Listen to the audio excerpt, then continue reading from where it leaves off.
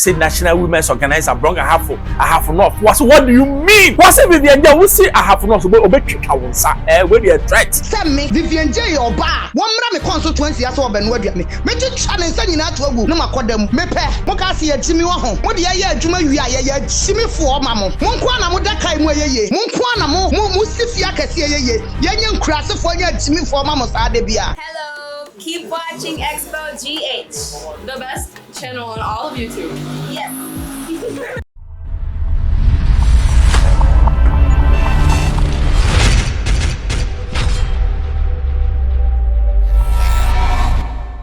Hello, hi, Xposed GH. Every member is baby, I will be a bidding chia, Cassian, and my own subscriber, subscribe, mammy, bidding two partner on Sakami. I Ghana, I politicians, so more than actresses than politicians. I for to go off and then go for Bika. Vivian Jaill, I actress, but what I say, Sinitanian who are fair, why Abra Mafia in your schedule will be.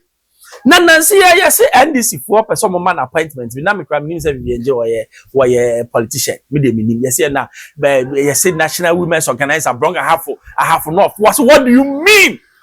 What's it Vivian Jaill? We say Ahafo North obe kick our sa where the threat. You go to Mra. Can be see number chat also. Abusafo. For no Southeast Women Organizing. Makasa say menya madwin senka mekasa. But ensem bia ye koso no ho. Ye mu bi yenye a obi anim say yenye. But the way you see e calm me ho down no. Enipa bi nim de ba ye suban sitie. But me ye madwin senka men kasa o platform so. Because me dia me person me ye no maboa me ho se me ye. Enti ka men kasa o platform yi so. Abusuafo monfo buoma ye kakra. Monfo buoma ye se ye ne to abama ye branch fo no ye di buoma ho mo. Eti etwa se yesu ye di buoma mo regional women's organizers na regional women organizer di buama mo national women organizer ye nyina aya ka bom di buama ma ye ho. Sabi obi nya akwala o. Party ni nya obi ade a ye nyina ye de a ene ya form se ye party adwuma. Edi enti na beba se as a constituency women organizer me sanka me my appointment letter krampo eye yetimi ma obi ensa free Accra free Kumase na ne sanka na appointment letter no de na me constituency be pay school feeding aye kopenda asan ya pe baby obeda wallahi bakere wallahi bakere obesi mi constituency say obenu aduane me pa mo chawo awie ya na me constituency ni mu nyina your friend say headmasters ni nyina school feeding wo omo ho nyina me wo bia number obi aso me wo me number me wo ho ana your friend say headmaster ba ko frame me o frame say ajia e de na ekoso me wo ha oba bia ba say ya ma ne letter so mbe no aduane me so oba ba enu no wo say wo ba bi ana me see you mate me ba ana wo so wa wie na wokọ na me se wo boa ya ma ne letter ho ane ma ne letter ana wo share letter no so no wo se letter no ma gloria ene sign ye ene de letter no ma no se omra me no school feed na me se sa okay mate ana me de me tu ka ana me kodru ya oni ho na me je ne number me frɛ ya eye Vivian Jaill na o hate film no Vivian Jaill ani ama ne school a wo ba be noa Vivian Jaill nya oba nche me Vivian Jaill nya o man nche o man na me no mo call campaign me ye campaign o me consultancy me hu Vivian Jaill ho makach na wono Vivian Jaill na mu se so yo ba wo mra se wo be ne nsa na wo de be no aduane ana nipa na wo be ma na be no aduane no o de nsasini ne beba Kumase me twetwa ne nsa nyina to agu mimi meli me na me kan ye wa record me kasa send ya mama Gloria emfa me ho maka se me Vivian Jaill oba wo mra me constituency aso wo be no aduane me twetwa ne nsa nyina to agu na makodam me pe mo ka se yagimi wo ho mo de ye adwuma wi a ye yagimi fo ma mo Monko na mo da kai mu yeye monko na mo sifi akase yeye yenye nkurasefo nya agimifo ma mo sa de bia na wiase me ka kire mo ewiase Yen fan ko baby a. Dia wo ye bia one day wo be kan sa agu bu na wagya ho akọ. Dia nipa da sani dia wo ye bia wo be kan sa agu bu na wagya ho akọ. Enu achi ma Elon mo se mpanifo ni nim ho hwe. Me wo ho na Elon e frɛ me.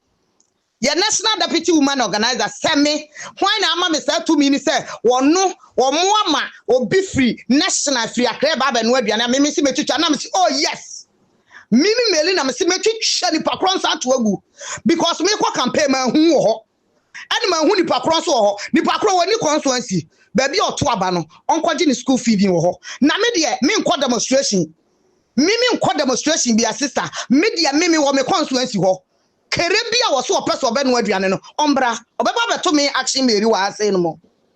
Don't do one damn banza, Mokasi Jimmy Wahon. Mokasi Jimmy. Yan fire ye fling Juma, near Yadin Crofoma, a pen for a bimu business, a good bima warriagu, not the Biamaya, sir, Monkwana Modaka is moye, Monkwana mo, Musifia see ye, be ye, and ye 4 years a penny a better, yen a bogu meshono, not 4 years ye chat. 4 years no pay any betcha ye betcha. Ya da mun nyina ase. Ai ma minister hanye monkey the work babu the chop you say wo boa. Wa say Vivian je wonim say wo ye politician or part wo ye actress. Stay in your lane. Stay in your lane because Vivian je na minim say she's involved in active politics. I'm so a dormant for him because a dormant. The sika na ekọ no amu wonko because contracts na say e dey man na huge. That's yes. Yes, Vivian crack who and this national women's organization. So, my minister, my minister, my minister, some now what can and your threats you carry it out. Was it Vivian Jaill Pabra, Brong Ahafo off, will be counsel. No, I go and sit to the jinga. Now, the near Quasi answer contract, Kakaya, or see a diamano. One TSS one no to now, your ma Vivian Jaill contract. Oh, no, yeah, and this super member. What bread will end this near ma Vivian Jaill contract and no one as you.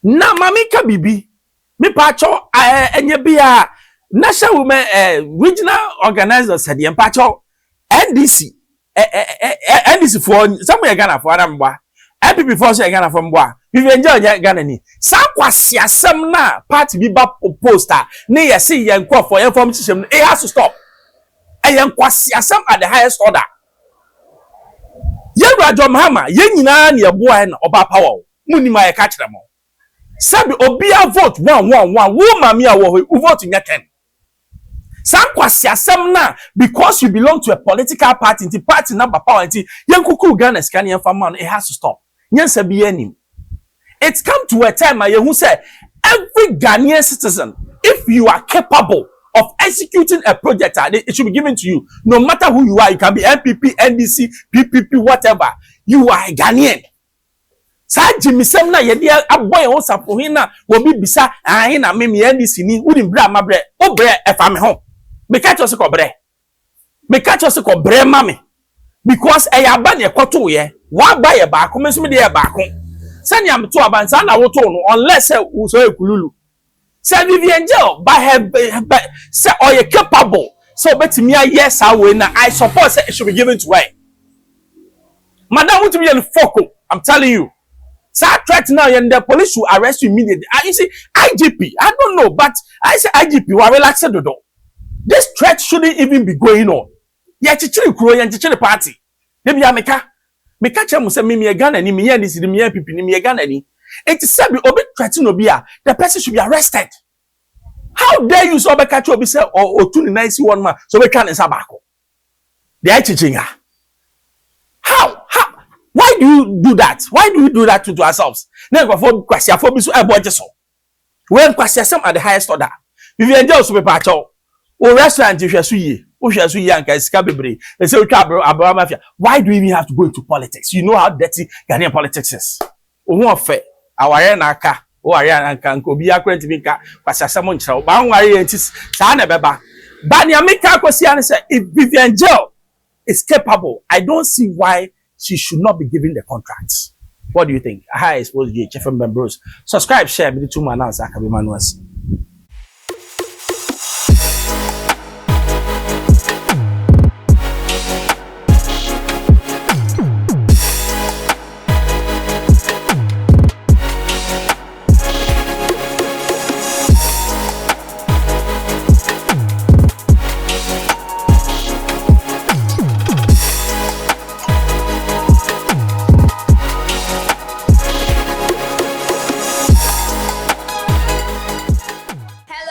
Keep watching Expo GH, the best channel on all of YouTube.